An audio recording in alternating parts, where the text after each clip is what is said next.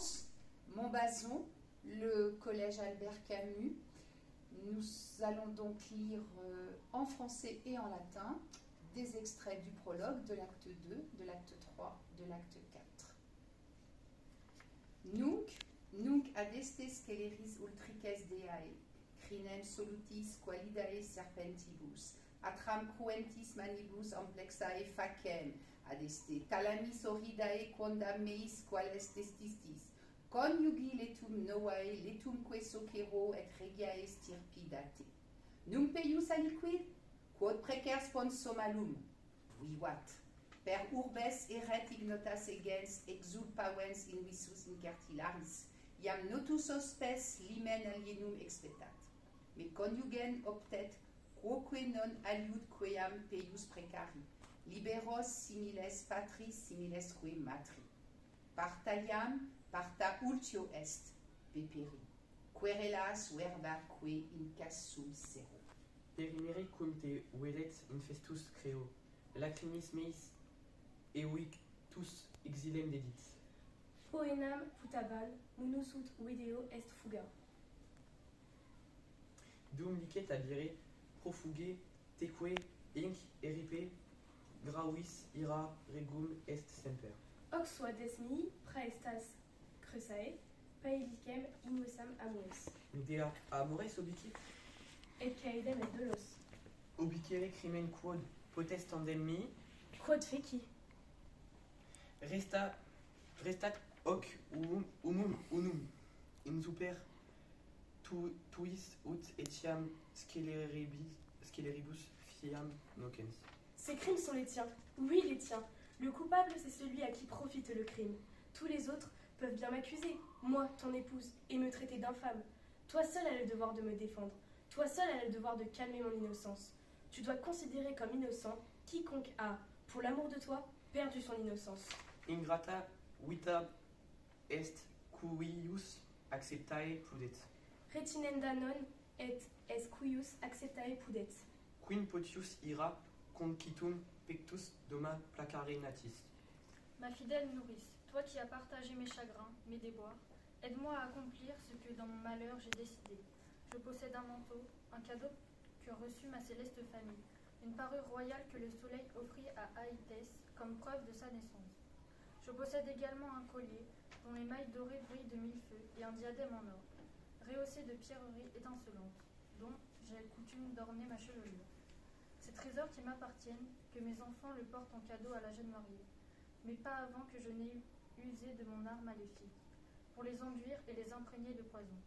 Invoquons Hécate, toi, prépare la funeste cérémonie, qu'on dresse les autels et que bientôt le feu vrombisse sous notre toit. L'épouvante et l'horreur envahissent mon âme. Nous arrive au grand malheur, il est monstrueux de voir à quel point sa douleur s'exacerbe. S'attise d'elle-même à quel point elle retrouve sa violence passée. Je l'ai souvent vu se mettre en fureur, sans prendre Dieu, attirer jusqu'à elle tous les monstres du ciel. Mais c'est une monstruosité plus grave, oui plus grave encore, que prépare Médée, car après être sortie en titubant pour se rendre à son funeste sanctuaire, voilà qu'elle laisse déferler toute sa puissance. Tout ce qu'elle-même a depuis longtemps redouté, elle le met en œuvre, et déploie toute l'armée de ses sortilèges. Mystère et secret bien gardés, préparant de la main gauche une sinistre cérémonie. Elle appelle les fléaux, tout ce qu'engendre le sable brûlant de Libye, et ceux que le Taurus, transi d'un froid polaire, emprisonne dans ses neiges éternelles. Et tout ce qu'il y a de monstres, attirés par ces incantations magiques, la foule des bêtes écailleuses désertes s'est alliée pour venir jusqu'ici. Là, un cruel serpent femelle traîne son corps immense, darde sa triple langue et demande à qui il va donner la mort. En entendant ces incantations, il se fige, enroule son corps gonflé en anneaux empilés, le replie en spirale. « Piètre fléau !» s'écrie-t-elle. « Bien faibles armes que ces bêtes engendrées par les profondeurs de la terre, c'est du ciel que je ferai venir mes poisons. » C'est pour toi que j'essaim dans le ruban mes cheveux dénoués comme pour des funérailles. C'est pour toi que j'agite le lugubre rameau que j'ai trempé dans l'eau du Styx. C'est pour toi que la poitrine dénudée, telle une ménade, je me taillais les bras de mon couteau sacré. Que mon sang se répande sur les autels. Habitue-toi, ma main a dégainé le fer et a supporté de faire couler un sang qui m'est cher. Je viens d'offrir en libation la liqueur jaillie de mon corps transpercé. Si tu te plains d'être trop souvent invoqué dans mes prières, pardonne-moi, je t'en prie. Si j'invoque aussi souvent ton arc, fille de Persée, c'est pour une seule et même raison, Jason. Toi, maintenant, imprègne la robe que je m'apprête à offrir à Créuse, afin que, dès qu'elle l'aura revêtue, la flamme le serpente jusqu'à la moelle de ses os et la dévore. Ajoute à ces poisons ta force stimulante, Hécate, et dans ces cadeaux que je m'apprête à offrir, maintiens cachées les étincelles de feu, qu'elles trompent le regard, qu'elles se laissent toucher, mais que leur chaleur pénètre la poitrine et les veines, qu'elles liquéfient les membres et fassent partir les os en fumée. Qu'en s'embrasant, la chevelure de la jeune mariée éclipse la lumière de ses torches nuptiales. Mes vœux sont exaucés. L'audacieuse Hécate a lancé son triple abonnement, et sa torche porteuse de mort a mis le feu aux autels sacrés. J'ai été stupide, je suis allée trop vite. Si seulement mon ennemi avait eu des enfants de ma rivale. Tous les enfants que Jason t'a donnés, c'est comme si Créuse les avait mis au monde. Voici le genre de châtiment que j'ai décidé, et que j'ai décidé à bon droit. Pour mettre en œuvre mon crime ultime, je vais devoir faire preuve d'un grand courage. Enfants qui jadis étiez mes enfants, c'est à vous de payer pour les crimes de votre père. L'horreur m'a frappé le cœur. Mon corps se fige, glacé, ma poitrine tressaille, la colère s'est retirée, et c'est la mère en moi qui revient tout entière après avoir chassé l'épouse. Moi, répandre le sang de mes enfants, de ma descendance. Ah, trouve mieux à faire, ma folie furieuse. Loin de moi cette transgression inouïe, cet affreux sacrilège. Quel crime ces pauvres petits pourraient-ils bien avoir à expier? Leur crime, c'est Jason, leur père, et, crime encore plus grand, m'aider leur mère. Qu'ils meurent, ils ne sont pas à moi. Qu'ils périssent, ils sont à moi. Ils n'ont commis aucune faute, aucun crime. Ils sont innocents, je le reconnais. Mais mon frère, lui, l'était aussi. Pourquoi chancelles-tu, mon âme? Pourquoi les larmes inondent-elles mon visage? Et pourquoi laissais-je indécise? La colère et l'amour m'entraînaient tour à tour d'un côté et de l'autre. Des courants contraires m'emportent, hésitantes, comme lorsque les vents rapides se livrent à une guerre impitoyable, que les mers soulèvent les uns contre les autres leurs flots tumultueux, que l'océan bouillonne confusément, et que ainsi va mon cœur malmené. Ma colère fait fuir mon amour maternel fait fuir ma colère. Efface-toi devant l'amour que je porte à mes enfants, ma douleur. Venez, mes chers petits, vous, la seule consolation d'un foyer désolé. Venez donc jusqu'ici, enlacez-moi, serrez-moi dans vos bras, que votre père vous garde sain et sauf, du moment que moi, votre mère, je vous garde aussi. Mais on me presse de partir en exil, de m'enfuir. Bientôt, oui, bientôt, ils vont m'être enlevés. On va me les arracher, pleurant et gémissant. Qu'ils soient donc soustraits aux baisers de leur père, puisqu'ils l'ont été à ceux de leur mère. De nouveau, ma douleur s'exacerbe et bouillonne ma haine. Enipsa tecti parte praecipi